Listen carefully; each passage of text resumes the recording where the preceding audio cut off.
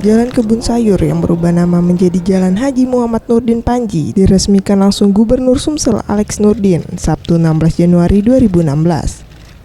Pengoperasian jalan ini ditujukan untuk mengurai kemacetan di kawasan seberang ilir kota Palembang.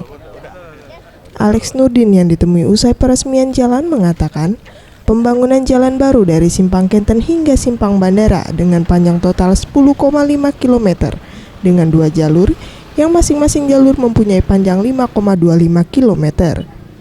Kedepannya, jalan ini akan terhubung ke Musim 4 dan Jakabaring untuk menyongsong Asian Games 2018. Oleh karena itu kita bangun jalan baru dari Simpang Bandara tembus sampai ke Kenten panjang 5,25 km, 2 jalur yang insya Allah nanti akan terhubungkan, tolong pembebasan lahannya Pak Wali, dengan jembatan Musim 4 dan terus ke Jakabaring, jadi salah satu jalan alternatif dari bandara sampai ke Jakabaring. Ia juga menambahkan, jalan baru ini sebagai jalur alternatif dari bandara ke Jakabaring dan sebaliknya, serta sebagai antisipasi untuk 5 hingga 10 tahun ke depannya. Mega Dwi Handayani, Gusti Putu Sumertayasa, Sriwijaya TV.